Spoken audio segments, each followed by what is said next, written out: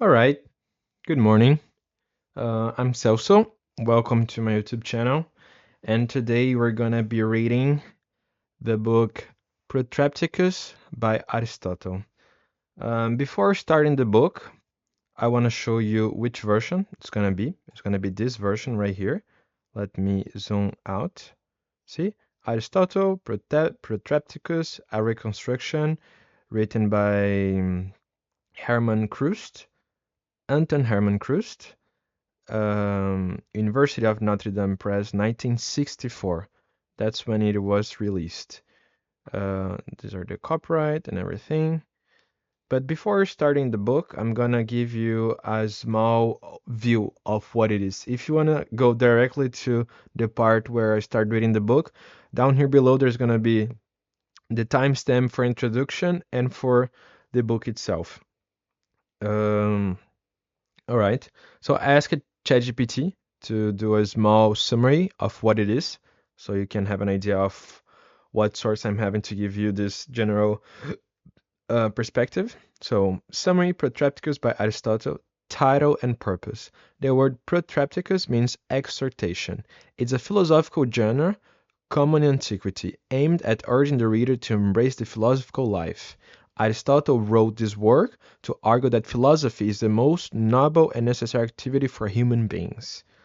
Okay, so the book's gonna talk basically about how we should have a philosophical life and how that's better. Going on, the core themes of the book are philosophy as the human vocation.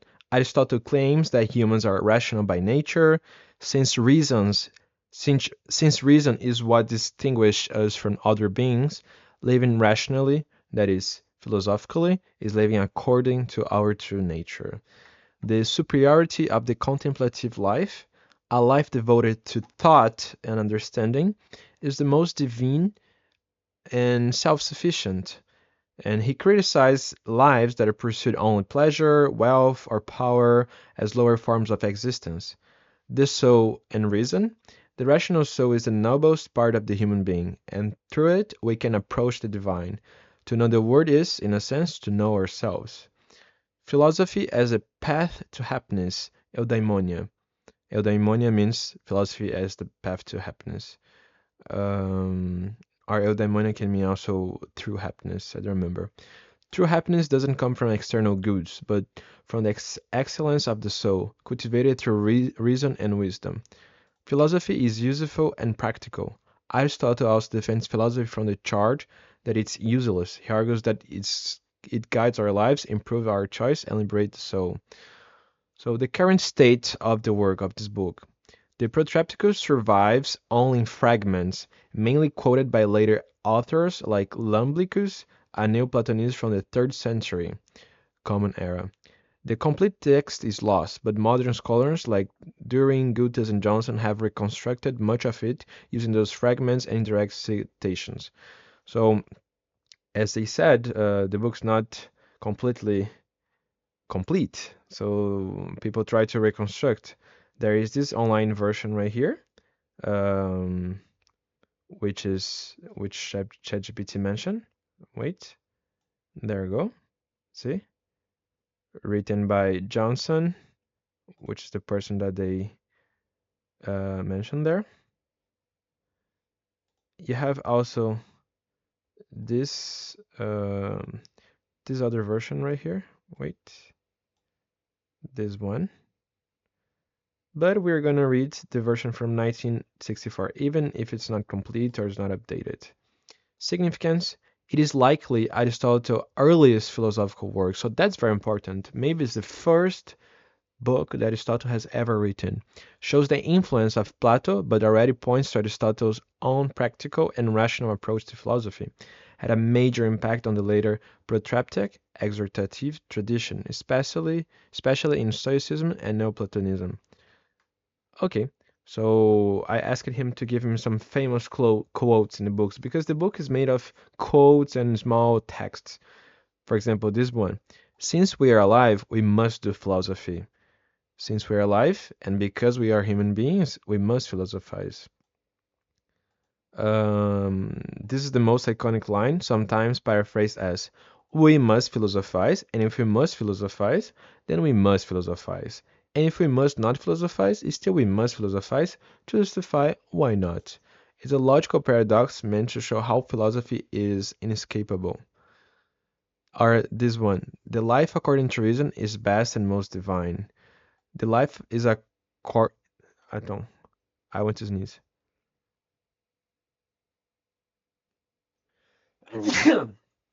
The life in accordance with reason is best and most in accordance with nature, and this is the human being's peculiar excellence. Um, or the soul is more divine than the body. The soul is more divine than the body, and what is rational in the soul is more divine than the rest. To know oneself is to know the divine. Knowing oneself is a kind of knowing the divine, for the rational part of the soul is what we share with the gods. Philosophy is not only self-knowledge, but also a path to divine understanding. And there you go. Um, all right. So you guys already have the name of the book. You guys already know what the book's gonna be about. You know what version we're gonna read. You know that it's not fully complete, and there are other versions um, that are more complete. This one right here is the most complete one so far. It is on internet for free. You can just search it. But yeah. So let's go. I'm gonna start first with the introduction. So to my friends and colleague of the Yale Law School. There's a foreword. Let me zoom in like this, and I will put it. Wait, I'll put it here in the corner. Hold on.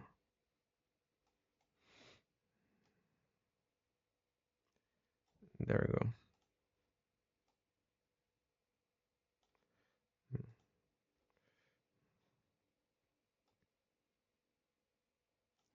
So this little book is a straightforward presentation of the likely content of Aristotle's Laws Protrepticus, written primarily for the use of students of philosophy rather than for the enlightenment of the classical scholar.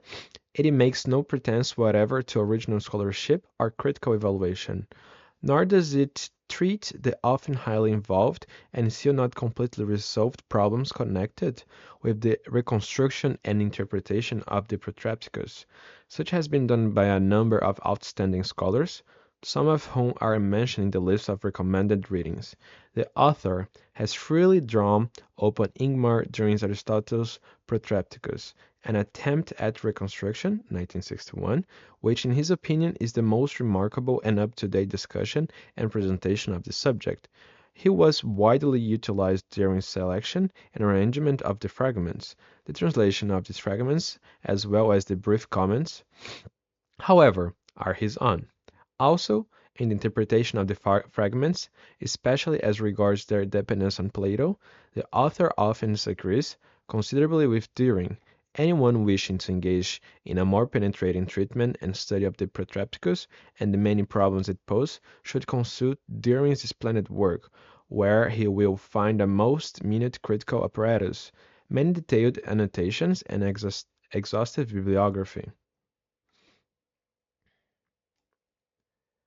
This book is divided into three parts. Part 1 contains a general introduction implemented by a list of ancient testimonia, a list of collections of the fragments, a list of the source of reconstruction, and a list of recommended readings.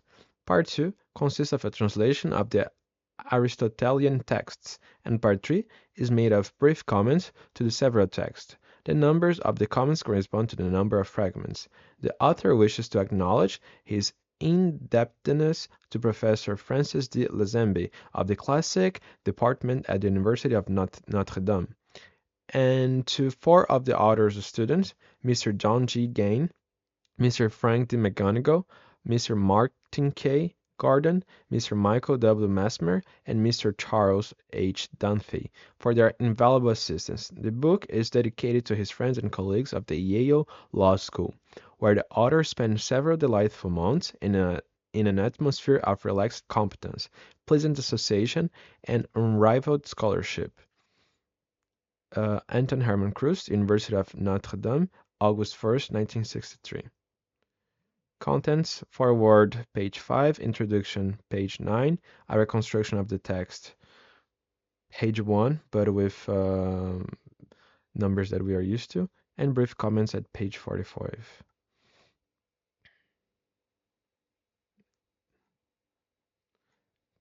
There you go. So here's the introduction. Um,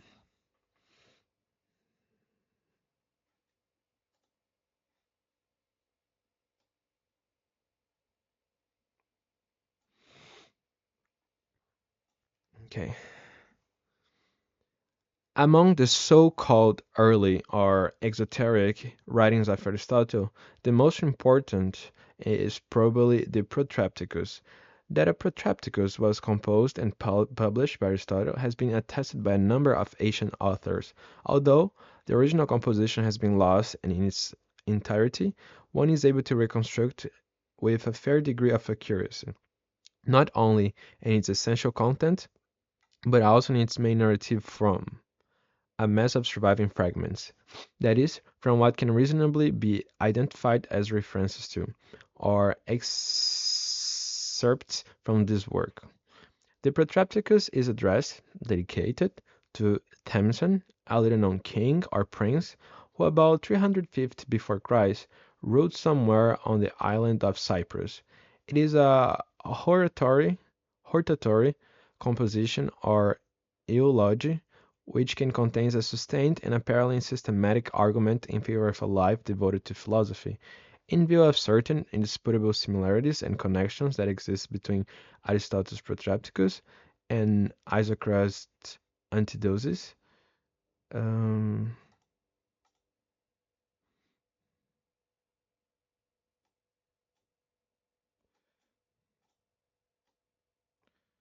I'm gonna highlight words that are difficult. Okay, Antidosis. It is fair to assume that these two writings are approximately contemporaneous. The Antidosis was published probably in 353-352 BC, but scholars disagree as to whether the Protrepticus is a reply to the Antidosis or whether the Antidosis constitutes a refutation of the Protrepticus. Hmm. It is generally held that Aristotle's earliest works were dialogues rather than discourses. In the case of the Protrepticus, however, some serious doubts have been raised as to whether this composition was originally a dialogue. Some scholars insist that it was a dialogue, and that the ancient reporters, whose references or citations constitute the preserved fragments of the Protrepticus, had suppressed dialogue form. They base their view on the fact that the Alexandrian list of Aristotle's writings enumerate the Protrepticus among the first 19 Aristotelian works, all of which are said to have been dialogues. In addition, it has also been claimed that Cicero's Hortensius, which is a hortatory debate between two discussants about the value of philosophy, um, is a close imitation of the Aristotelian Protrepticus. Those scholars who maintain that it was a plain discourse point out that between 360 and 350 before Christ, the expository form of demonstration began to replace the dialogue in scientific demonstrations. However, the dialogue was still employed effectively whenever the author wished to survey different or opposing opinions about a particular topic. Thanks to the efforts of the political and Pharisaic orators, as well as the literary influence of Isocrates' writings, especially that of his so-called Cyprian discourses by about the middle of the 4th century before Christ, the oratory essay Logos Protrepticus had come into vogue. The surviving fragments indicate that the language, style, and internal structural arrangement of the Protrepticus could very well be Aristotelian. In any event, the suggestion that they are wholly woolly un-Aristotelian lacks adequate confirmation. It must be borne in mind that these fragments are often cast in the diction of the citator, as such as times reveal the language, style, and even the method of the compiler, acceptor, or reporter, but it is most unlikely that The whole surviving text is the product of imitators or forgers. It is rather a collection of excerpts and occasionally of almost verbatim reports from an authentic Aristotelian composition. The Protrepticus, the overwhelming majority of the fragments underlying the reconstruction of the Aristotelian Protrepticus has been drawn from Iamblichus Protrepticus, a Neoplatonist who died about 330 AD. It is an indisputable fact, ascertainable from his other philosophic writings, that the ideas and notions expressed by Iamblichus in his Protrepticus go far beyond the somewhat limited and modest intellectual range of his own philosophic achievements. This fact in itself suggests that in his Protrepticus he is using or reporting ideas advanced by other and more talented thinkers. In our case, those originally advocated by Aristotle. This does not imply, however, that the several fragments lifted from Iamblichus Protrepticus are literal quotations from Aristotle's original Protrepticus. On the contrary, in all likelihood, a great many of these fragments are abbreviated, condensed, and not infrequently severely mutilated renditions of Aristotle's ideas. To make matters worse, Iamblichus is, as a rule, a fairly poor stylist as well as a muddled thinker, who could hardly do justice to Aristotle's literary and philosophical achievements. Hence, the obvious inadequacies of style and expression as well as the frequent awkwardness in the formulation of philosophical ideas found in the Protrepticus of Iamblichus may not be attributed to Aristotle, who, in the considered judgment of the competent Asian authors and literary critics, expressed himself with great elegance and admirable clarity in his exoteric compositions. The internal structure of the various arguments advanced by the author of the Protrepticus definitely is akin to what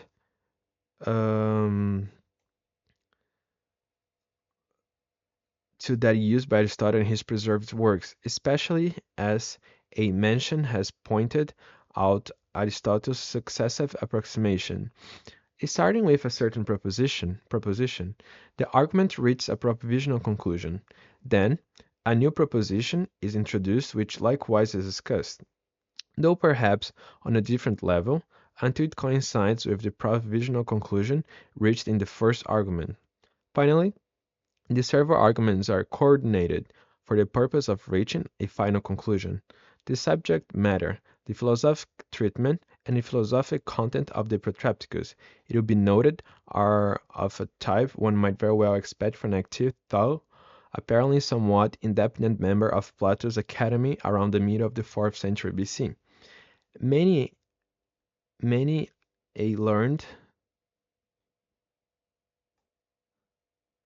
and at times heated discussion has been launched as to whether the Protrepticus is essentially a Platonic or an Aristotelian composition.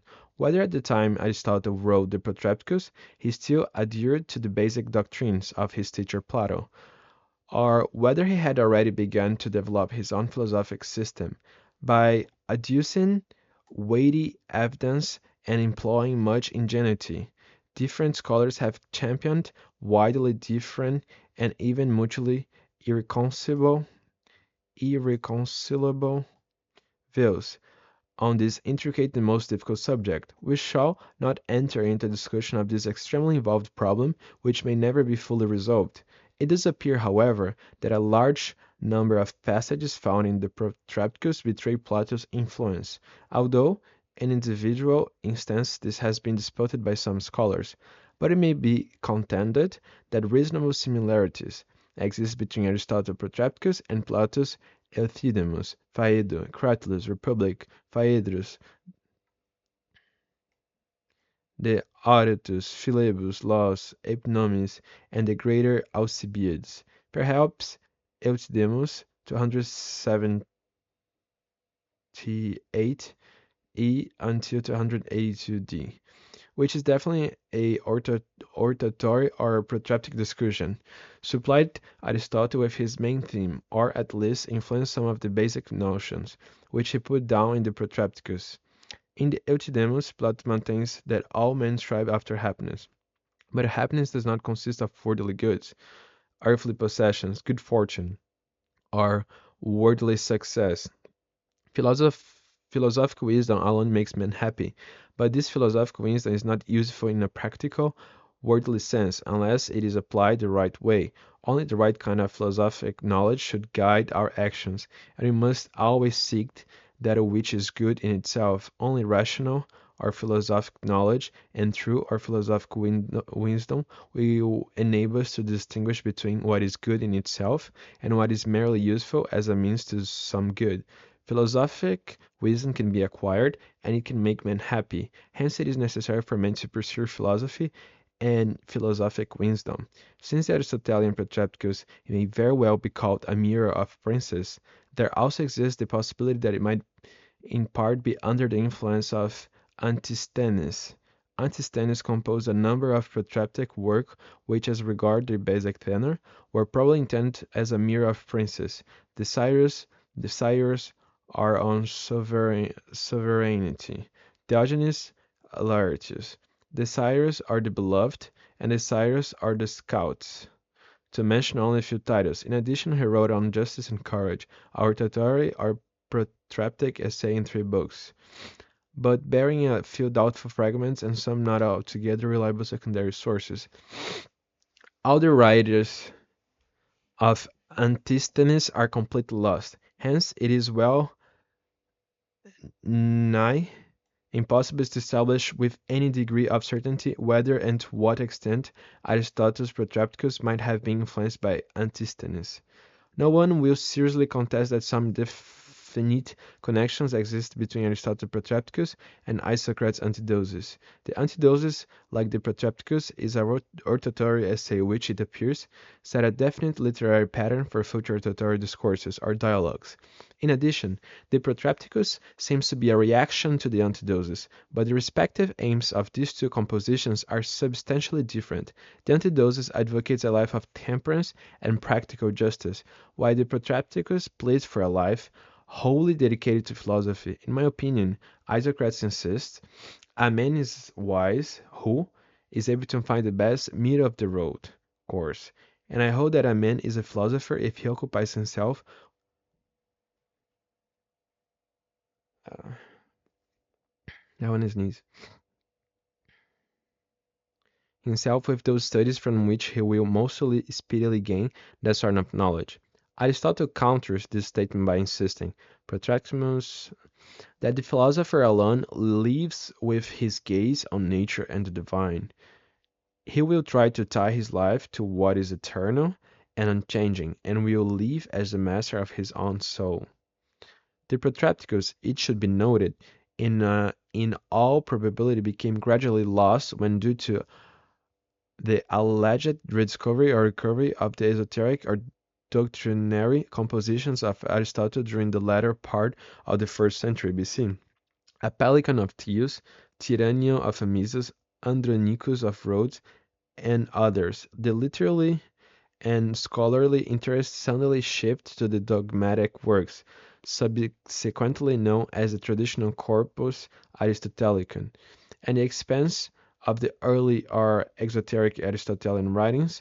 The latter came to be more and more neglected and ignored, and as a result of this neglected became lost, but it must be remembered that for some time the Protrepticus had a considerable influence on the intellectual life of late antiquity and early Christianity. In fact, it seems to have enjoyed a considerable popularity among ancient and early Christian authors. According to the testimony of Diogenes Laertius, the Protrepticus, which is listed as the 12th item in the catalogue of authentic Aristotelian compositions, contained only one book, but employ a rather complex method of computation. Paul Moreau, Les listes anciennes des ouvrages d'Aristote, 1951, has established that in its original Greek version, the average book of only a chapter in our terminology among the works of Aristotle contained approximately 751 to 808, and in some instances more, lines of about 36 letters each. If Moreau calculations are only approximately correct, there exists no compelling reason why we should not accept his findings. Then we can be fairly confident that we have recovered by far the greater part, and optimistically speaking, perhaps even the whole, of the lost Protrepticus of Aristotle. The several texts of the fragments which are collated here, and which believe of the whole to be genuine, total about 900 lines of approximately 36 letters each. This would make it a reasonable book by the standards set by the ancient catalogues listing the compositions of Aristotle. Naturally, any attempt to present adequately the original text by relying on surviving fragments will always be defective or, at least, incomplete to some extent. That certain parts of the original Protrepticus are probably still missing can neither be denied nor affirmed with any degree of certainty, but unless new material should be unearthed, it could be contended that all or nearly all of the really significant passages have been recovered. Also, the frequently abrupt transitions from one fragment to another, not to mention that few instances of incomplete sentences or missing words, would indicate that we are not yet, and perhaps never will be, in possession of a perfect and complete text. And finally, some scholars would undoubtedly suggest the elimination of a number of fragments which are incorporated in this text, while others again might wish to include additional materials. The sequence in which the several fragments are presented in the main follows the arrangement suggested by I. During. It seems to be dedicated by the logical, or rhetorical, development of the argument itself, but here, too, some scholars might prefer a different and, perhaps, better sequence. The problem of arranging this sequence has long been hotly debated. Some scholars believe they have discovered in Iamblichus' reports three major groups corresponding to chapter 6, chapter 7 and 8, and chapters 9, 10, 11, and part of chapter 12 of Iamblichus Protrepticus. Others, following what appears to be a logical coherence or rhetorical sequence, would arrange the fragments or excerpts recovered from Iamblichus Protrepticus as follows. Others again simply accept the sequence observed by Iamblichus. The Protrepticus, as such a title would indicate, is both an eloquent eulogy of speculative philosophy and an exhortation to live in the philosophical life. That is, a life dedicated to speculative philosophy. The most exalted of all human endeavors, we are told, is directly related to the most noble part or aspect of human nature, namely, to reason and to the intellectual part or activities of men's souls. It is in this reason, this intellectual aspect, that makes men most closely resemble God. It is only through reason that men may ever hope to taste the greatest possible pleasures, intellectual contentment and spiritual joy, which come from the possession of philosophic wisdom and philosophic insight. All other faculties, virtues, and joys of man, including all earthly goods, are forever subordinated to this philosophic wisdom, to philosophic insight, and to true philosophic knowledge. In the island of the blessed, so the story goes, men will enjoy the beatific vision in the perfect and undisturbed contemplation of absolute truth. But in this forward word of ours, the most exalted and at the same time the most necessary concern of man consists in philosophic wisdom and philosophic knowledge, man's closest approximation to the beatific vision while yet on earth. Beatific. Testimonium. The ancient authors who attest to the fact that Aristotle composed a work entitled Protrepticus are Stobaeus, Florilegian, who quote tells, Alexander of Aphrodisias, Commentaria in Aristotelis Topicorum, Libris Octo, Commentaria in Aristotelian. Okay, I don't need to read this. Collection of the fragments. The extant fragments of the Protrepticus have been collected by V. Rose, Aristotelis qui forebatur libram fragmenta, quoted as Rose. Okay.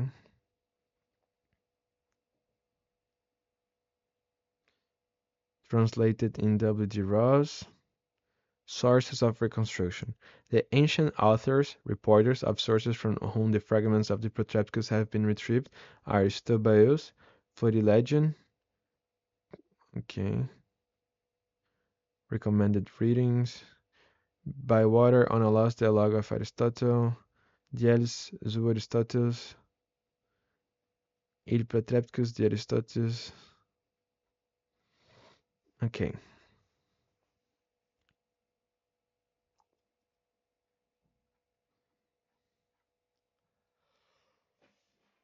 Hello. We can start the book. My niece is running.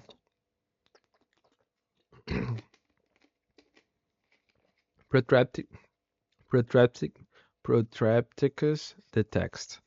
Fragments enclosed by brackets are of doubtful authenticity. The Protrepticus of Aristotle was addressed to the Temson, king of Cyprus, and it Aristotle maintained that no man had no more earthly goods than Temson for devoting his life to philosophy. For Temson possessed great wealth and hence could not only spend money on this endeavor, but also could lend his renown to this task. 2. Preoccupation with worldly goods may prevent men from doing what they regard to be their duty. But when we perceive the plight of these men, we most certainly ought to resolve to avoid these worldly goods by insisting that true happiness consists neither in the acquisition of much wealth nor in the particular disposition of the soul. No one could possibly claim that the body is happy simply because it is draped in gorgeous garments. It is happy because it is a healthy and well disciplined, even if it possessed none of the things we have mentioned. By the same token, if the soul is educated and disciplined, such a soul and such a man ought to be called happy. This is certainly not true, however, of the man who is endowed with many worldly goods, but who himself is without worth. For although it may have golden curb chains and expensive harness, we do not value a horse afflicted with an ugly disposition, but rather the one that is well disciplined. 3. In addition, whenever worthless men attain to great wealth, they tend to value this wealth more highly than the good of virtues of the soul. But this is the worst of all possible conditions. For just as a man is universally held in contempt if he be inferior to his own servants, so too are those who consider worldly possessions of greater importance than their own natures. 4. Indeed, this is so surfeit, as the saying goes, begets insolence or wantonness and lack of erudition. When allied with power, results in folly. Neither wealth, nor strength, nor beauty is of much use to those who have an evil and ill-disposed soul. The more lavishly a man is endowed with these things, the more serious and frequent harm they cause to him who possesses them but, at the same time, lacks true wisdom, phrenesis. The popular saying, "No knife for a child," signifies here, no power should ever be given to mean men. All men are in agreement that true wisdom, phrenesis, comes from learning, and from the pursuit of those things which philosophy enables us to pursue.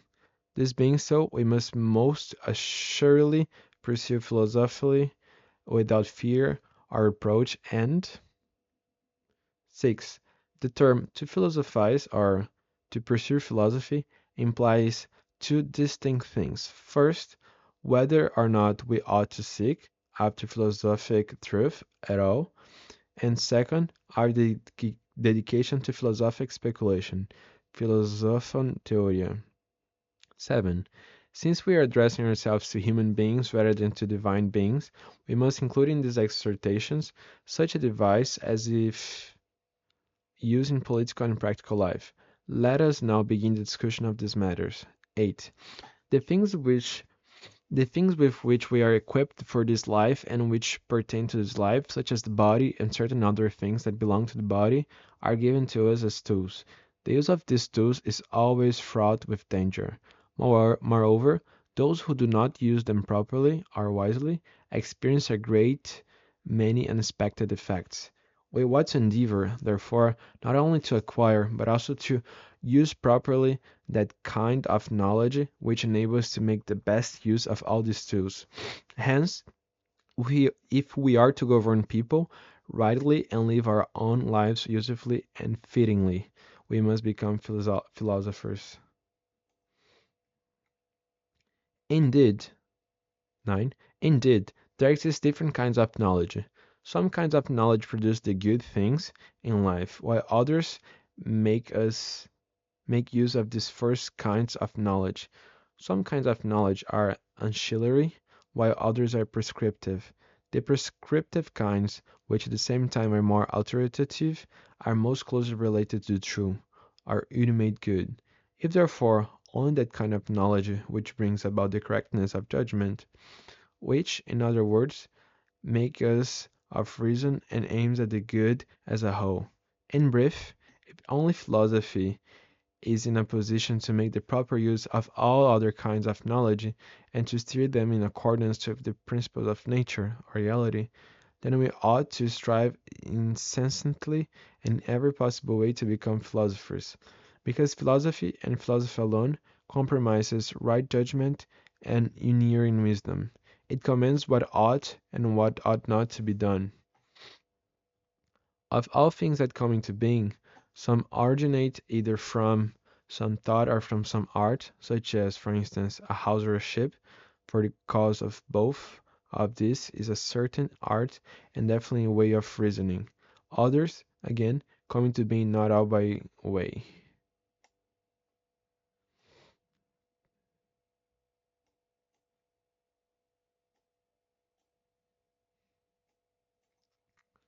of art, but by nature. Nature is the cause of animals and plants, and all such things come into being according to nature.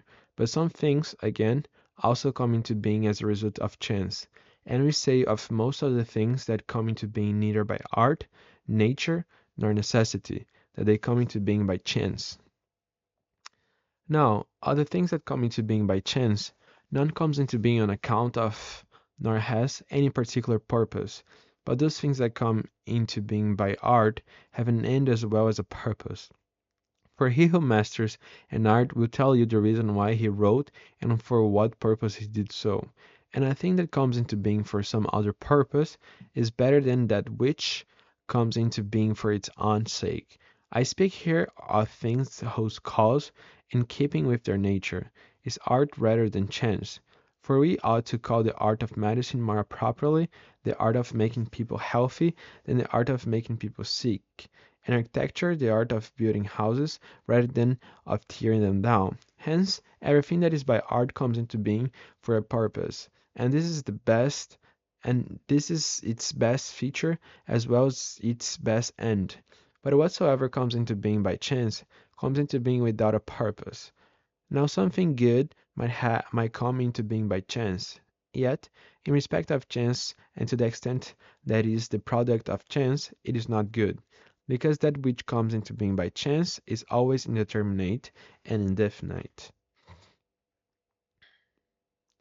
All that comes into being according to nature, however, also comes into being for a purpose, and furthermore, comes into being for a superior purpose to that which comes into being through art.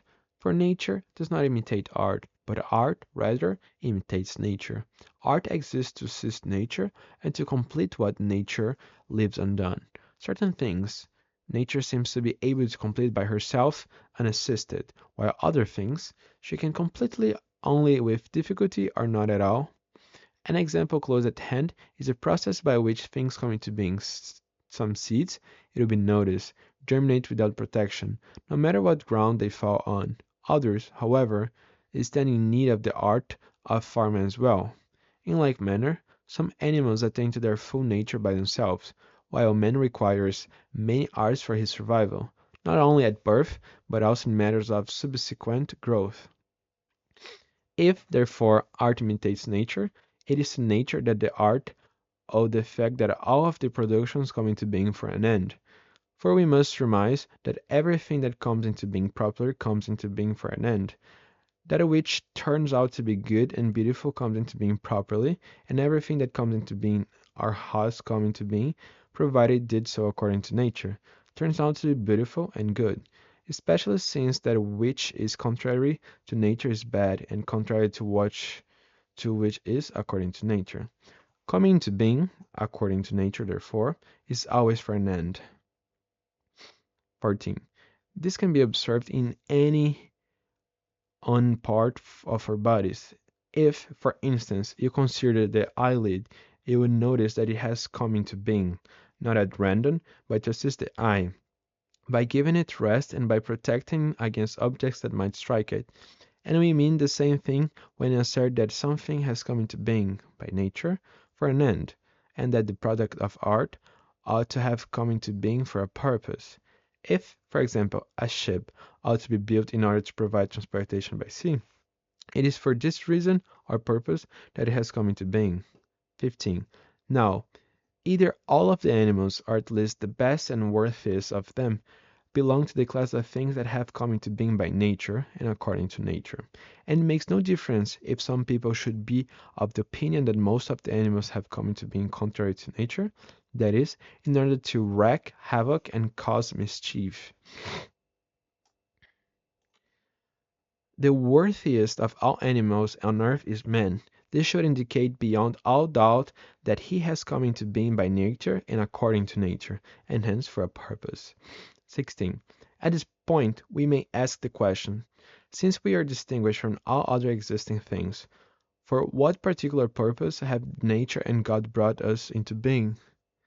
Pythagoras, when asked this question, replied, to view or contemplate the heavens, and he added that he was a viewer of nature, and had come into life for this purpose.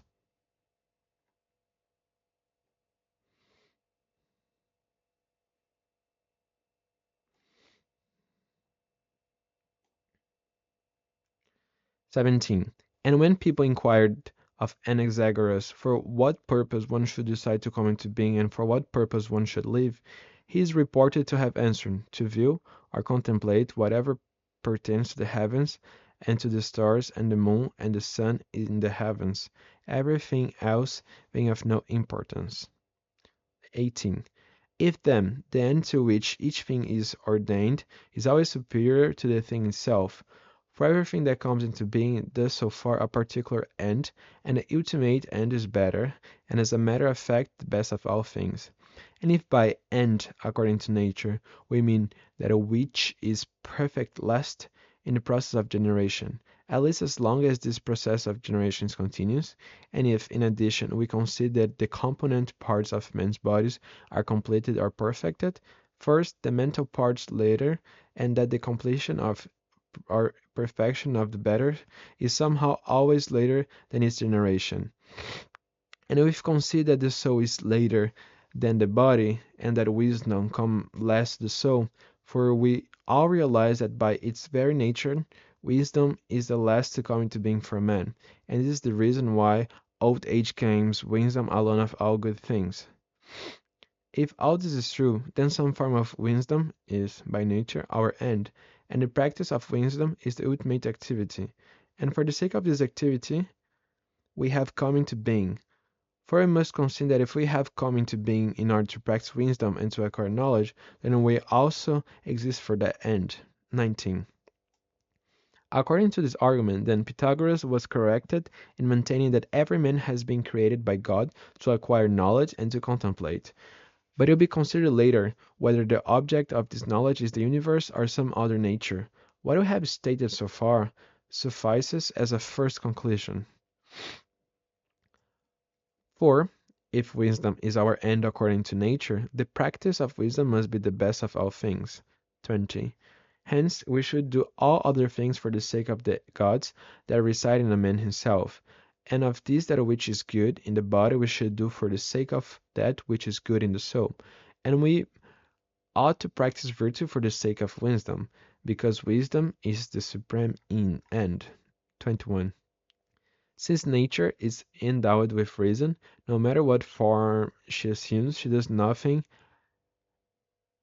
haphazardly, but always and everywhere acts for an end. Oh no.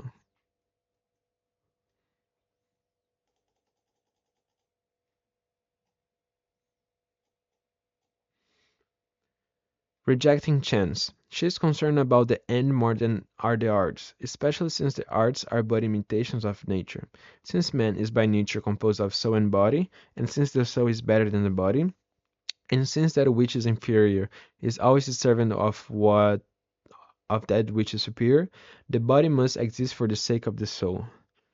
And inasmuch as the soul consists of a rational part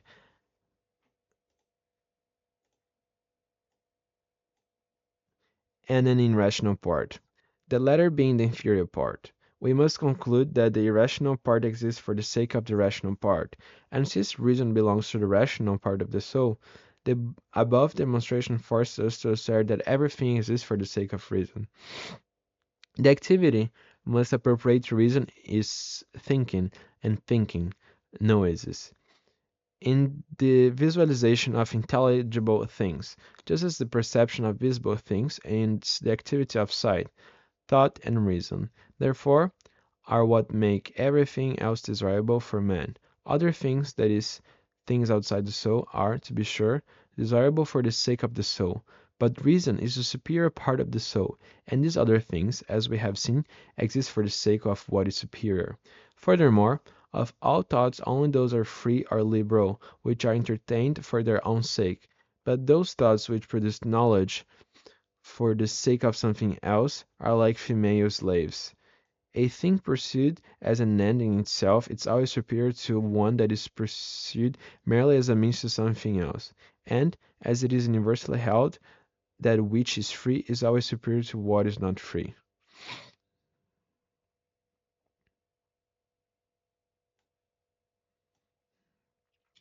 If, in our actions, we use our intellect, even though in so acting we take into consideration our own advantage and adjust our actions to this consideration, yet we are guided by our intellect.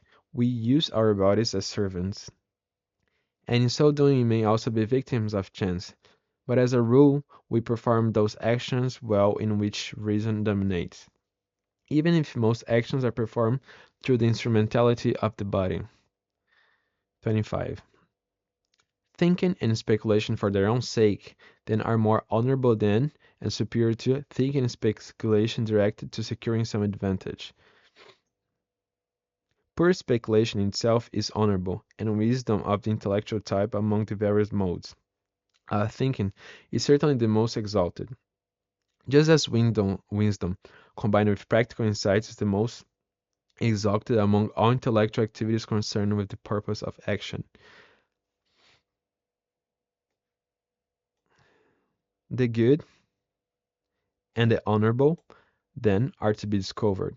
Above all, in pure philosophic speculation, not every kind of pure speculation, however, is honorable, in an absolute sense, but only that which originates in an absolute mind, and gain, that which is pure speculation or contemplation of the first or ruling principle of the universe. This kind of pure speculation is intimately associated with philosophical wisdom, and it may be properly maintained that this is wisdom in the true sense of the term. 26. Devoid of sense and reason, man becomes like a plant, deprived of reason alone. He turns into a wild beast, but rising above rationally by relying on reason, he becomes like a god. 27. For that which distinguishes us from all other animals shines forth in a life lived according to reason, a life in which nothing happens according to blind chance, a life which has no truck with petty concerns. Animals have a small spark of rationality and a modicum of intelligence, but they are totally devoid of philosophic, theor- theor- theoretical wisdom, which is the exclusive prerogative of the gods. But as to sense, perception, instinct, man has less acuteness and less physical strength than many animals. This life according to reason, cannot possibly be divorced from the good. As a matter of fact, we are forced to concede that is implied in the notion of the good, for the good man who lives in a life according to reason never subjects himself to chance, but more than any other man rise above the things that happen by chance. Hence, if we embrace wholeheartedly a life according to reason, you have every reason to be confident and of good cheer. Moreover, since every man chooses what he is capable of doing as well as what is advantageous to him, we must consider that these two problems are closely related to philosophy. But we must also admit that although we are all more inclined to do what is easy, nevertheless the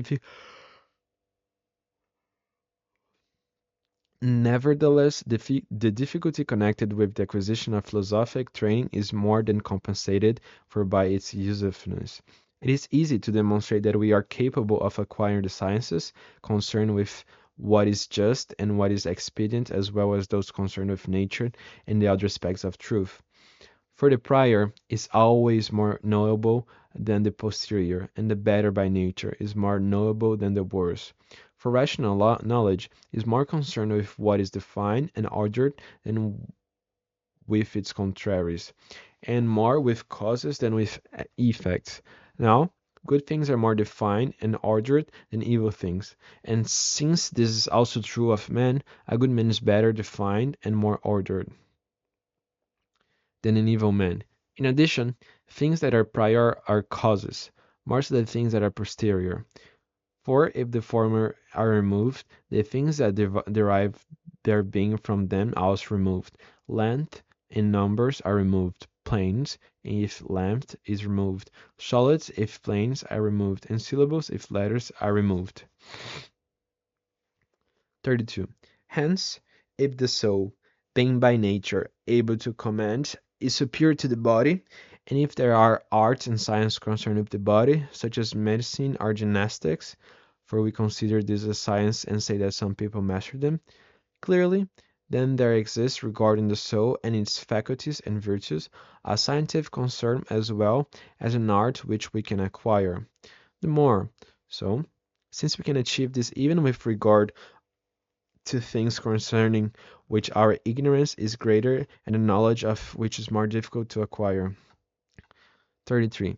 This also holds true in regard to matters concerning nature. It is of far greater necessity, as a matter of fact, of first necessity, to have a knowledge of causes and of the first elements, rather than perhaps of things dependent on them. For the latter do not belong to the highest order, or reality, nor do the first principles arise from them. It is only from and through the first principles that all other things demonstrably proceed and are constituted. 34. Whether it be fire or air, or number, or any of the other natures that constitute the causes and first principles of all other things, as long as we ignorant of these causes and first principles, we cannot know any of the other things. For how could we possibly recognize speech if we did not know the syllables, or know syllables if we knew none of the letters? 35. For the time being, however, let us be satisfied with what we have said so far about our subject, namely, that there is a science of truth as well as a science of the excellence of the soul.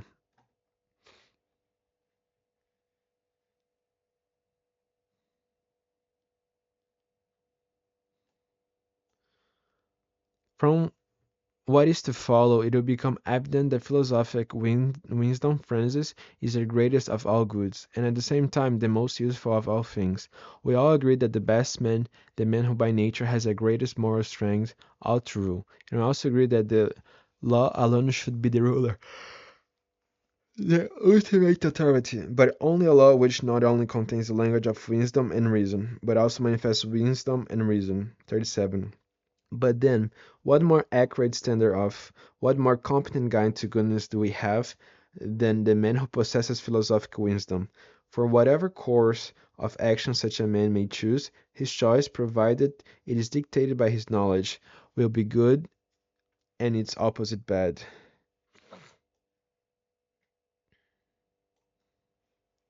38. Since, By mere preference, all men choose what accords mostly with their own nature or character, the just man choosing to live justly, the brave man to live bravely, and the temperate man to live temperately. By the same token, the wise man will choose, above all, to use his wisdom and his intellect wisely, the more so since this constitutes the proper exercise of his particular faculty of powers. It is obvious, therefore, that according to the most authoritative opinion, philosophic wisdom, Francis, is the greatest of all goods. 39. The truth of what has just been said should become even more obvious from the following. To think rationally and wisely and to acquire rational knowledge in itself is not only desirable for man, because it is impossible to live a life worth of man without this, but also useful for practical life. For unless something is accomplished after we have formed a rational judgment about it and acted in accordance with this rational judgment, no real good will accrue to us. But irrespective of whether to live a good life depends on worldly possessions or on being virtuous or on possessing wisdom, Francis, we ought to pursue philosophy always and everywhere, because it is above all through the active practice of philosophy that we arrive at clear notions about these matters. But to seek from every form of knowledge something other than knowledge itself, and to expect that knowledge as such must always be useful in a practical sense, are simply the expectations of a man who is totally ignorant of the basic discrepancy separating, philosophically, good things from practically necessary things. For these two stand at opposite extremes of those things without which life is impossible. Those which are desired for the sake of something else are to be called practical necessities and secondary of ancillary causes. But those things which are desired for their own sake, even should nothing else, no immediate practical effect, result from them, ought to be called good, is the highest sense of the term. For this is not desirable or desired for the sake of that, and that again for the sake of something else. And so ad infinitum, there must be a terminal point to this somewhere. It is ridiculous, indeed, to expect from everything some kind of benefit beyond the thing itself, and to ask, what do we gain by it? Or what a use is it? The truth is, as we insist, that he who asks such questions is certainly not one who knows and understands the beautiful and the good, or one who can distinguish between first cause and secondary cause. 41. The truth of what we have been saying would be seen most clearly if someone would carry us in spirit to the islands of the blessed.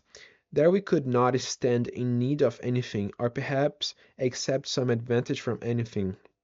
For there everything has been left behind, except the intellectual life and philosophical speculation. This is a condition, which even in this world we call the truly free life. If this is true, would not any one of us justifiably feel ashamed if given the opportunity to dwell on the island of the blessed? He would by his own default fail to do so. The reward, therefore, that comes to men from philosophic knowledge is not to be despised, nor should the good that is derived from it be taken lightly. The wise man among the ancient poets long ago pointed out, we shall receive our just deserts in Hades. By the same token, it is plausible that we should receive the gifts of philosophic wisdom, Francis, in the islands of the blessed. 42. Hence, it is by no means strange that philosophic wisdom should appear devoid of immediate practical usefulness, and at the same time not prove itself advantageous. For we call it not advantageous, but good, and it ought to be pursued, not for the sake of anything else, but for its own sake. For, as we join into the games at Olympia for the sake of the spectacle itself, even if we derive from it nothing more tangible than the sight of the spectacle itself. For the spectacle itself is worth more than much money.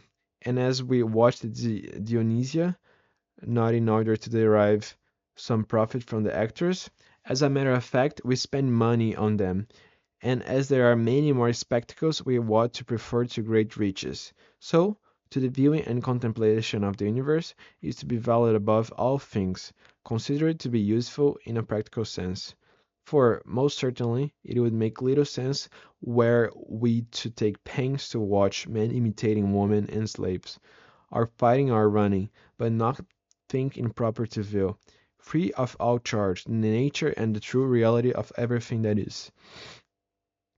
From the arts and professions, crafts, it can readily be seen the theoretical or philosophic knowledge is of the greatest use to us in managing our practical lives, just as all the outstanding members of the medical profession and the majority of those who are experts in physical training agree that those who are planning to be good physicians and good coaches must have a general acquaintance with nature. So, too, must good lawgivers have an all all-encompassing knowledge of nature. And, as a matter of fact, a better knowledge and understanding of nature than the physicians of coats, for the former use their skill exclusively for the sake of the well-being and strength of the human body, but the latter, being concerned not only with the well-being and virtues of the soul, but also with teaching the salvation and perdition of the whole commonwealth, need philosophy to an even greater degree. 44. For, in general, our ordinary crafts and craftsmanlike operations, the most efficient tools are directly derived from nature. For instance, the carpenter's rule, rod, or compass in the beauty straight, since we derived some of our tools from observing the behavior of water, other tools from observing the behavior of light and of sun rays, and it is through our reliance of these tools that we determine what, according to our senses, is sufficiently straight and smooth. So then, in the same manner, the statesman must have some definite standards derived from nature as well as from truth, or reality, itself, by which he will determine what is just, what is good, and what is expedient. For just as in the general ordinary crafts the above mentioned tools are superior to all other tools, so to the most excellent standards or basic norms are those which are established in the greatest possible conformity with nature or reality. But no one who has not practiced philosophy and is capable of practicing philosophy and has not learned truth will be capable of doing this. Also, in the general ordinary arts of craft, men do not, perhaps, derive their tools and their most minute reckoning from first principles, and thus achieve something close to scientific knowledge. Rather, they borrow them at second, third, or even more remote hand, and base their reasoning on empirical observations. The philosopher alone of all men imitates that which among all things is the most exact, for what he looks at its originality and exactness itself, not merely imitation. And so, just as a house builder who borrow his measurements from other buildings instead of using the rod and other technical instruments is not a good architect, thus, similarly, one who either enacts laws for cities or administers public affairs by observing and imitating the public administrations or constitutions devised by other men, whether this of the Lacedaemonians, Cretans, or any other commonwealth, is not a good lawgiver or a conscious statesman. For an imitation of that which is not good in itself cannot possibly be good, nor can an imitation of what is nature is not divine, imperishable, and stable, be imperishable and stable. It is obvious, however, that among all craftsmen the philosopher alone is familiar with laws that are truly stable, and with practice that are both truly right and truly proper. For the philosopher, and he alone, lives with his gaze fixed on nature, reality, and on divine, imperishable, and like a good helmsman who takes his bearings from the stars, he will try to tie his life to what is eternal and unchanging, moor it to first principles, and hence will live as the master of his own soul. Admittedly, this kind of knowledge is purely theoretical. Nevertheless, it enables us to determine our whole practical conduct and all our practical actions in accordance with this knowledge. For, just as sight in itself produces or creates nothing, its only assignment being to distinguish and to reveal to us all that can physically be seen. Yet, it not only enables us to act as it directs, but also assists us greatly in all our actions. For without sight, we would be almost completely immobilized. So it is also evident that although rational knowledge is purely theoretical, we still perform thousands of things in full conformity with rational, theoretical knowledge, and in fact decide upon certain actions and forego others. Thus, on account of reason and theoretical knowledge, we achieve everything that is called good. He who in, he who inquires into these matters ought, however, never to overlook the fact that the goodness inherent in all the things that are good and useful to human life depends on use and practice, and not on theoretical knowledge alone.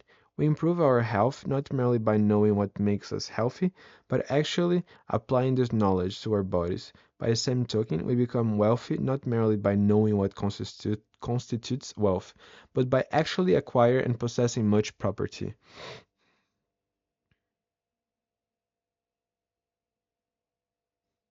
And most important of all, we live well not merely by knowing something about reality, but by acting properly, that is, in accordance with this reality. For this is truly well being. From all this, it follows that philosophy, too, if it is to be useful, must be either the doing of good things or something of use as a means of producing good acts. Hence, we ought not to avoid philosophy, particularly if, as we believe, philosophy is the acquisition and exercise of wisdom, and wisdom is among the greatest of goods. And if in the pursuit of material again we assume many risks by sailing to the very pillars of Hercules, we certainly should not spare any labor or expense in the pursuit of philosophic wisdom. It is characteristic of the brutish man to desire life rather than to strive after the good life, to listen to the opinions of the many rather than to expect the many to listen to his own opinions, and to seek after money rather than to do something about acquiring what is truly exalted.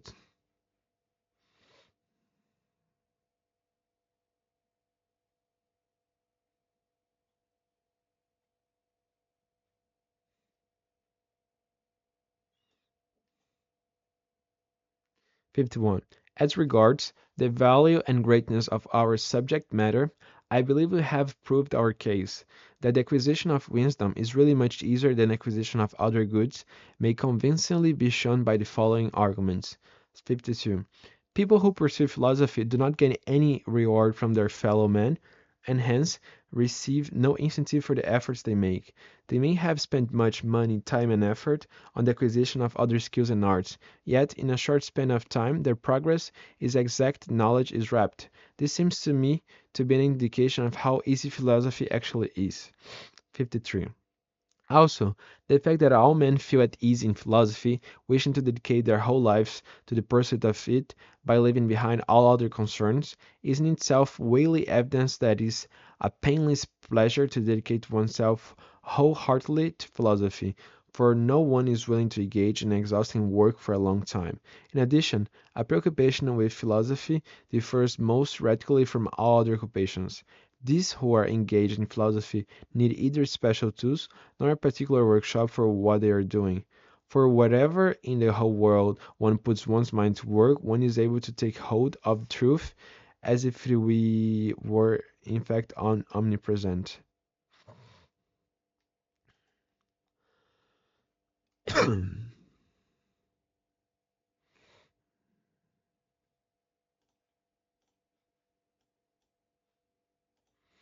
54. In this fashion, it has been demonstrated that philosophy is not only possible, but that it is also the greatest of goods and fairly easy to acquire.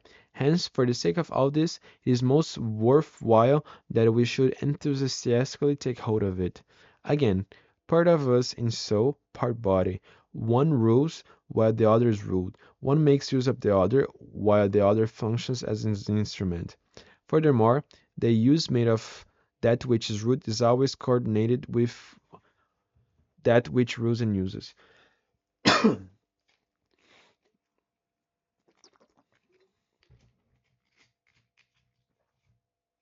To the soul there belongs, on the one hand, reason, which rules according to nature and decides matters concerning ourselves, and, on the other hand, that which is to speak in attendance, and which according to its nature ought to be ruled. Everything is in perfect order if everything performs according to its proper function, and achievement of this perfect order is in itself a good. 57. As a matter of fact, when the best, the most authoritative, and the most honored parts of the soul hold the foremost or dominant position, then we have the perfect order in the natural hierarchy of values. That which is by nature superior should hold a superior position, and that which is by nature more qualified to rule and more authoritative is always superior, just as man is superior to all other animals. This being so, the soul is superior to and better than the body, for it is more qualified to rule. And of the soul itself, that part which has reason and the power to reason is the better part. For that which commands and indicates what we ought and what we not to is superior and better. 58. Whatever the superiority or excellence of this part of the soul may be, this superiority must be the most desirable of all things, not only for all creatures in general, but for us in particular. For one might maintain, I believe, that this part is, either alone or to a greater degree, than anything else, our true self. 59. Furthermore, when a thing accomplishes in the best possible way what is supposed to accomplish, and does so not by sheer accident but by its own nature, then that thing must be called the best, and that excellence by virtue of which thing is capable of achieving this result must be called its most exalted excellence. Now, that thing which is composite, and divisible into many parts has many and different functions, but that which by nature is simple and whose being does not consist merely with reference to something else, this must be of necessity have one single overriding excellence. 61. If therefore man is a simple non-composite living being, and if his being and essence are determined in accordance with reason and intelligence, then he has no other function or ordination than the attainment of the most exact truth, which is the truth about reality. But if he is a composite being made up of several faculties or powers, then it is clear that in such a case, to wit, when someone is capable of performing several functions, the most outstanding of his several functions or powers always constitutes his most appropriate work or concern. Healthy, for instance, is a physician's most appropriate concern, and safety that of the pilot. Now we can name no better work or concern more appropriate to the intellect or intellectual part of the soul than the attainment of the truth. Hence, truth is the most exalted and most appropriate concern and work of the rational part of the soul. 62. Obviously, the soul accomplishes its foremost task by acquiring rational knowledge, or to be more exact, by acquiring a higher and more perfect form of knowledge. And the highest, as well as most compelling purpose underlying all this is the understanding and knowledge of truth and reality, theoria. For whenever one of two things is chosen for the sake of the other, then the latter is better than, superior to, and preferable to the former. For instance, pleasure is better than and preferable to pleasant things, and health better than and preferable to wholesome things. For the latter are, so to speak, productive of the former. 63. Now, if we were to compare one faculty of the soul with another, there is nothing preferable to rational insight and philosophical wisdom, phronesis, that is, to that faculty which is actually a controlling power within us. For the rational part of the soul, whether by itself or in relation to the other parts, is better than and superior to all the rest of the soul, and its excellence consists in rational knowledge. 64. Hence, none of the so-called specific virtues or faculties or powers is the proper function or domain of this rational part of the soul, for the rational part is better than and superior to all of the other parts. The end achieved is always better than and superior to the knowledge or technique productive of this end, and neither is ever excellence, virtue, or power, nor happiness of the soul thus conceived always the product of philosophic insight. For if philosophic insight is to be creative, it will have to produce something different from itself. Thus, for instance, the art or technique of house beating produces a house, but is not part of a house, but rational insight is part of the excellence of the soul as well of its happiness. For we maintain that true happiness either stems from rational insight, or is this rational insight itself. 65. According to this argument, philosophic or rational insight fringes can only be practical or productive.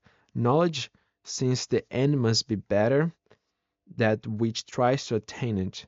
Now, nothing is better than or superior to philosophic insight, unless it be one of the things we have mentioned, but none of the things is really a function different from philosophic insight. Hence, it must be admitted that this sort of knowledge episteme is purely theoretical or speculative, inasmuch as it is impossible to see how its end is actually to create something. From all this it follows that philosophic speculation, theorein, and philosophic contemplation are the proper functions of the soul, and that the philosophic speculation is of all things the most desirable activity of man, comparable, I submit, to sight, for one would prefer to have sight, even though nothing but vision were to result from it. 67. Furthermore, if we cherish one thing because something else necessarily results from it, surely we should wish more for that which produces the desired result to a further extent. Thus, if a man likes to walk because he's healthy, but discovers that running is even more conducive to health, and that he can achieve health through running, and that he is able to run, he will prefer to run.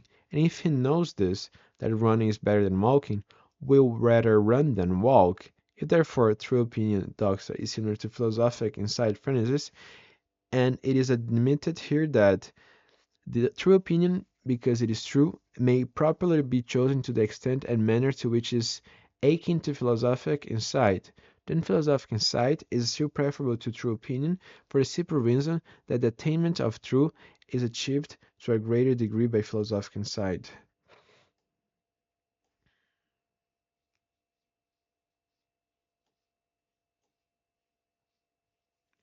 Again, if we love sight for its own sake, this alone should be sufficient evidence that all men love thinking and knowing above everything else. But living, indeed, is distinguished from non-living by sense perception, and we define life as the actuality as well as the faculty of using sense perception. If this is taken away, life is not worth living.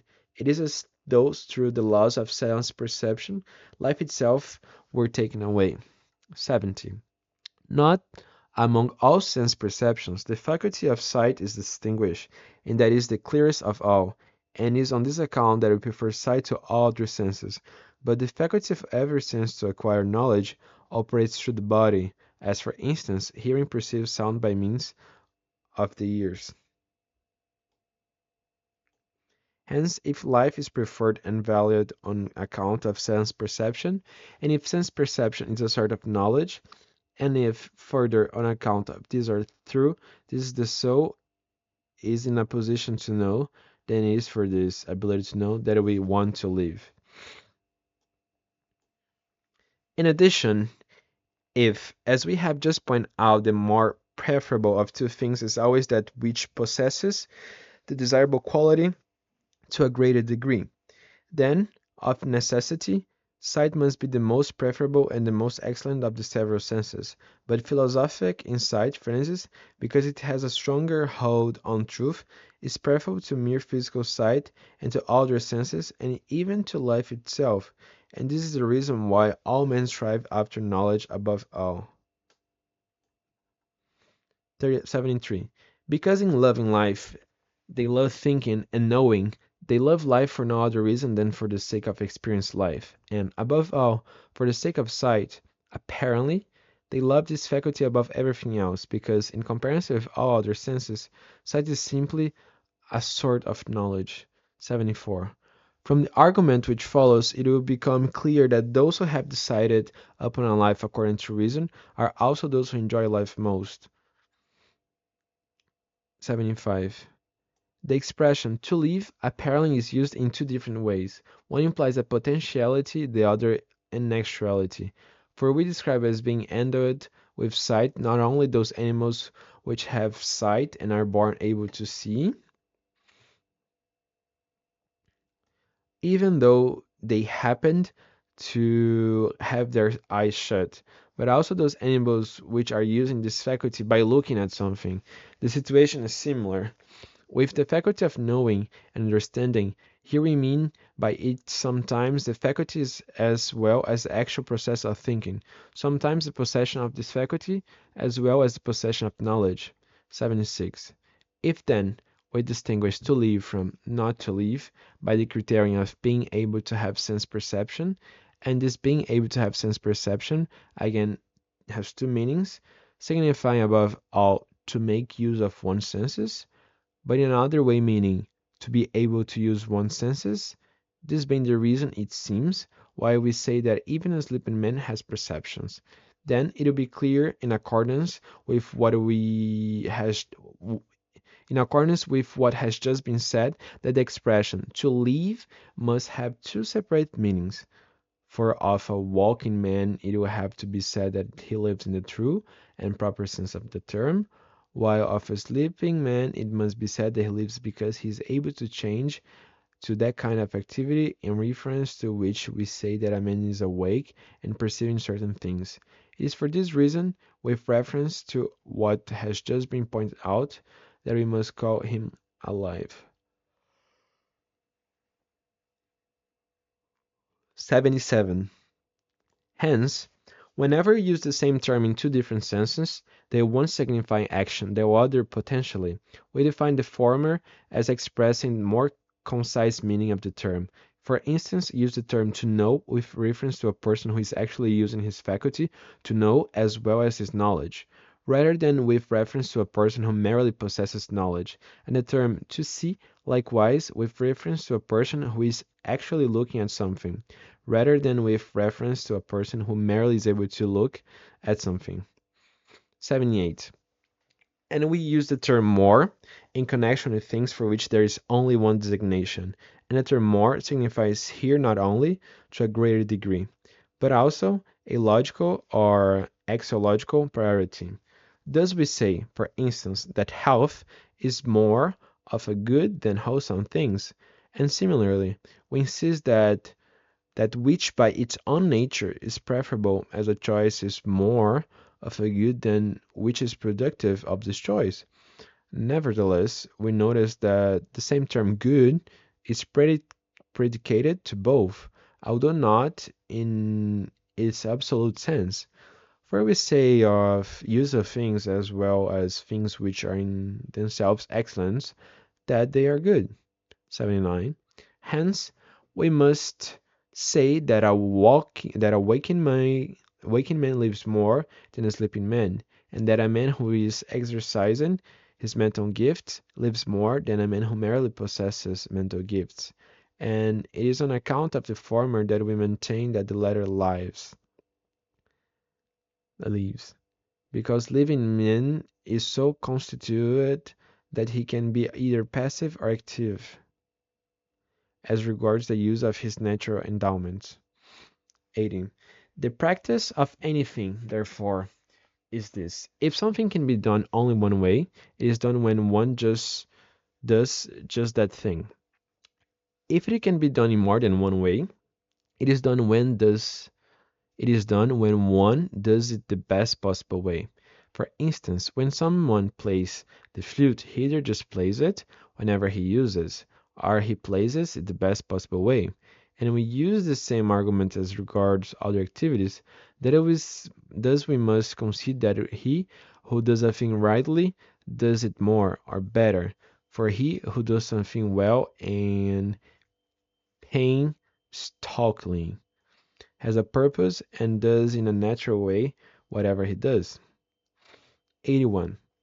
It has previously been stated that thinking and reasoning either by themselves or above everything else are activities, are the work of the soul.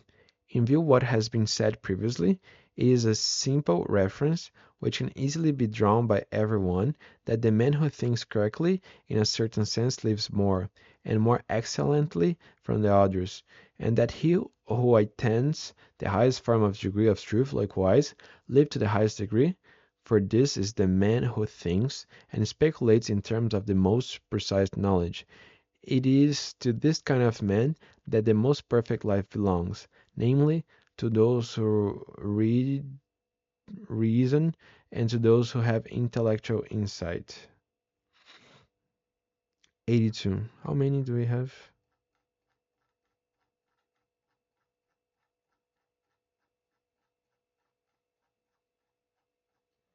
Oh,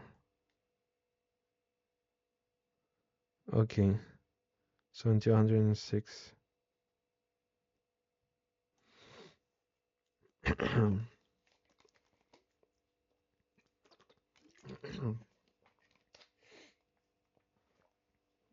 Now, if living as such is for every animal its true being, then it becomes evident that the thinking and the rational animal has been in the highest degree and in the most compelling sense.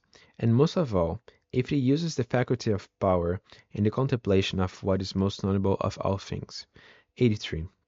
Moreover, the perfect activity that is not impeded or interfered with from the outside contains delights in itself. Hence, the activity of the intellect must be the most delightful of all activities. 84. Furthermore, there is a difference between enjoying oneself while drinking and enjoying drinking as such. For there is nothing to prevent a man who is neither thirsty nor getting the particular drink he enjoys, from enjoying himself while drinking. And this is not perchance because he is drinking, but because he happens at the same time to be looking at something while drinking, or to be looked at as he sits down to drink. Thus, we may say that such a man enjoys himself, as a matter of fact, enjoys himself while drinking, but not because he is drinking, or perhaps that he enjoys drinking as such.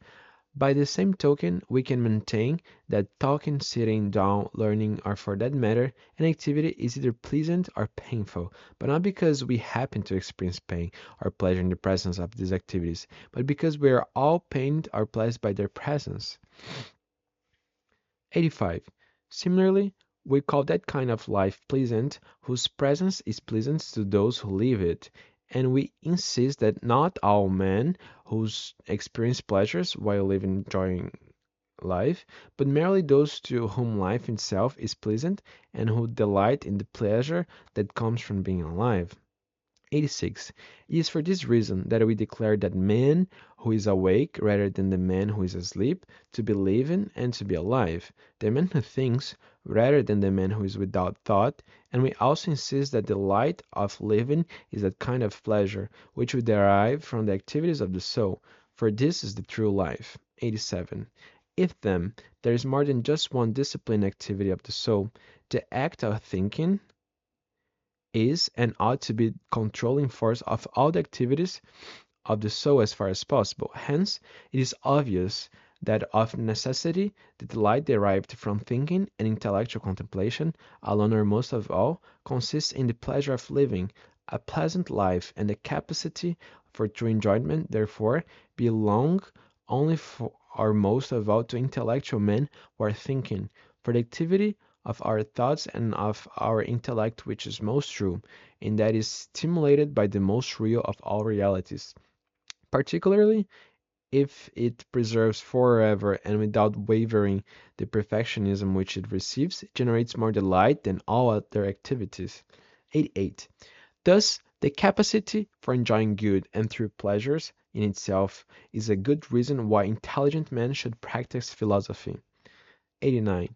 We will reach the same conclusion, not merely by summing up the several parts of elements that constitute happiness, but also by penetrating this problem more deeply and by considering happiness as a whole. Hence, we may state explicitly that as dedication to philosophy is related to happiness, so also it underlies the very criterion which determines welfare, whether good men or evil men. For all things that are worthwhile are so because they are either conducive to or the result of true happiness, and of the several parts of elements that make up happiness, some are necessary and others just pleasant. It is for this very reason that we define happiness either as a kind of intellectual activity, phrenesis, and as a sort of a window, Sophia, or as the foremost possession as well as the perfect practice of virtue, or as all these. 91. Now, if true happiness is first of all intellectual activity or wisdom, then it should be obvious that philosophers and philosophers alone are capable of enjoying the good and happy life. If true happiness is an excellence or virtue of the soul, a rejoicing of the soul, then too happiness will be the exclusive possession of the philosophers, or at least of the majority of the philosophers. For virtue and a noble character are the governing principles of our lives, and by comparison, the intellectual life, phrenesis, is the most delightful of all things.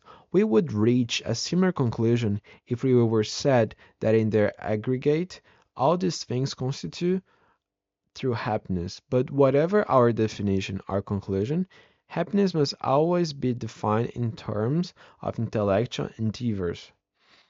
Hence, all people who are capable of engaging in philosophic speculation ought to do so, for philosophical speculation is either the ultimate good life, or at least, most truly, of all individual things, the wellspring for the good life of all souls. 93. At this point, it might be appropriate to shed some additional light upon our subject by quoting certain commonly held opinions about these matters.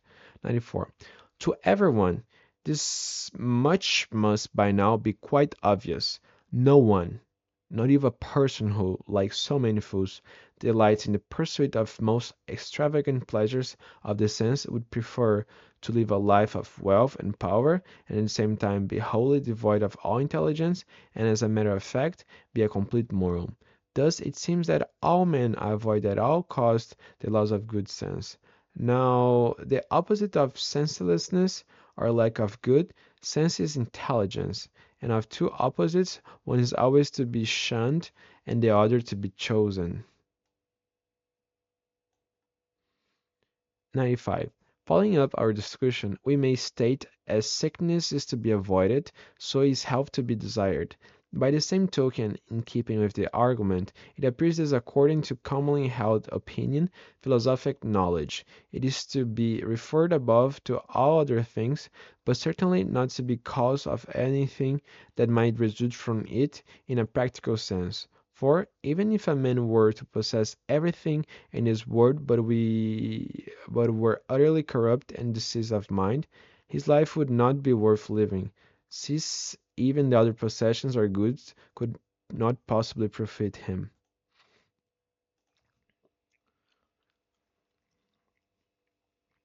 Following up Following up our discussion, we may state, okay, 96. Hence, all men, if they ever come in contact with philosophic wisdom and get a chance to taste the works of the intellect, value other things as nothing, and this is the reason why no one among us could endure being intoxicated or remaining a child forever. For this same reason, we must admit that sleep, although it is without doubt something pleasant, is not a thing to be preferred over waking. Even though we might suppose that a person in sleep experiences all possible pleasures, this is so because the images caused by sleep are unreal and false, while those of walking are real and true. Hence, sleeping and waking differ only to the extent that the soul, when it is awake, often knows the truth, but when asleep is always deceived, for the whole world of dreams is entirely false and unreal. Moreover, the fact that most men shrink from death should indicate that the soul has a love for learning and knowledge, for in doing so, the soul which is normally seeks what is apparent and knowable, shrinks from what it does not know, such as darkness and the unknown. This is more than anything else. Also, the reason why we maintain that we ought to honor and revere, above anything else, those to whom we owe our greatest gifts, namely to the gods, those to whom we owe our ability to see the sun and the light, namely our fathers and mothers. For they are, it appears, the ultimate occasion of our ability to think and to see. It is also for this same reason that we cherish and delight in things as well as in men that are near and dear to us, and call dear those whom we know. All this then demonstrates plainly that which is knowable, apparent and clear in something worth of our love. And if that which is knowable and clear is worth of our love, then the knowledge and intellectual pursuits are likewise objects of our love. 99.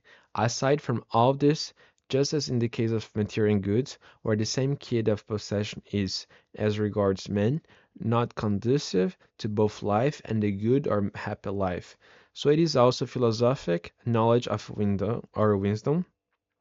For in my opinion, we do not need the same kind of philosophic knowledge or wisdom as regards plain life that we need for living the perfect life.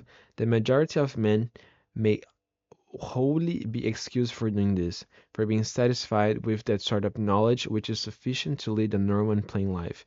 These people, to be sure, wish for a higher form of happiness, but on the whole they are content if they can simply live.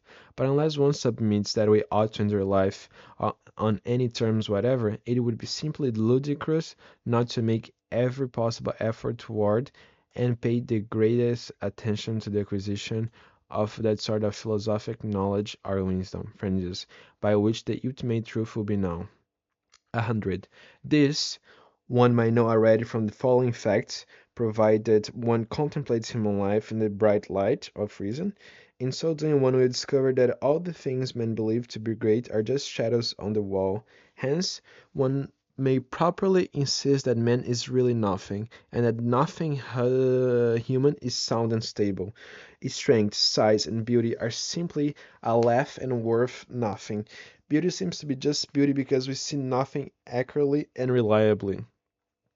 101. If one were able to see as clearly as Lynceus is said to have seen, Lysius saw through walls and trees, would one ever consider it endurable to look at a human being, especially seeing the miserable materials of which he is composed, honors and reputation, things for which people are most emulated and vied, are but an undescribable humbug. To him who looks upon what is eternal and real, it seems quite idiotic to strive after such things. What, then, is there among human things or affairs that is great and long lasting? Because of our inherent weakness, as well as the shortness of our lives, I submit that even this, namely honors and reputation, seems to be important. 102. Who among us, realizing these facts, would consider himself truly happy and blessed? Who of us would do so, especially since all of us, as they say during the initiation rites, are from the very beginning constituted by nature as if destined for punishment? For the divinely inspired among the ancient sages tell us that the soul pays penalties and that we live in this world, because we are punished, exiled, for certain great sins we have committed. 103. And indeed, the union of the soul with the body strikes us being very much such as punishment, for as the Etruscans are said often to torture prisoners of wars by chaining human carcasses face to face with living men, matching part with part, so also the soul seems to be stretched throughout the body as well as tied to the sensitive parts of the body. Men as hope possess nothing of worth and have no reason to consider themselves perchance divine or blessed, except in so far as they possess reasons and philosophic wisdom. This alone of our endowments seems to be deathless. This alone seems to be divine.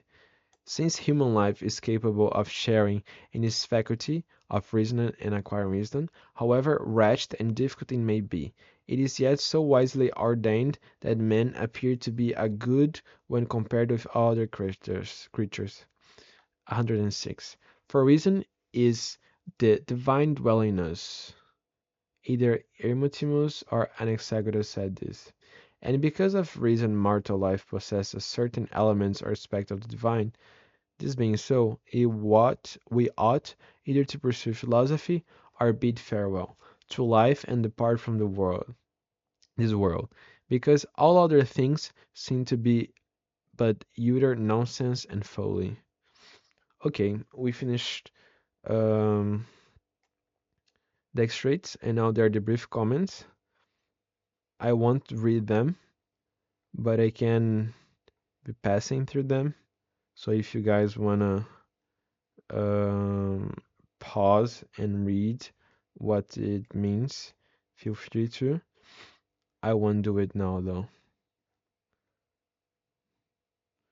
So we just read the introduction, the foreword, and the main text of Protrepticus, which is known as the first book ever written by Aristotle, which he talks why somebody should have a life based on philosophy. Um, since I had to read all of it, I was very conscious about my reading, so I couldn't focus that much on the text. I still want to do a video where I'm gonna talk deeply about each part of the text, or my favorite ones, or the most important ones, and what they also mention in the comments. As you can see, the comments they are even bigger than the text itself. And yeah, thank you for being here with me. Thank you to reading this book with me. And yeah, you can also write on the comments any word that you think that I should pronounce in a different way or in a better way, or if you want to just reinforce a pronunciation that I did correctly, that would also be nice. Just keep respect.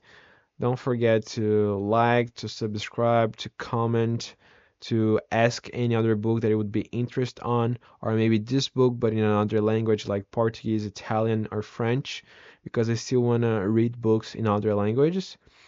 Um, if you want to also talk about your perspective of anything that we have read in this book, feel free to. Love to see what you guys have to say about it and to see your opinion. It was longer than I thought. I thought that it would be 45 parts, but we end up having 106 parts. After the 45th, I had already stopped talking, not talking, but thinking about it when would end. And around 80, I was like, okay, how many of these are we actually gonna have it? I was seeing on the on the right,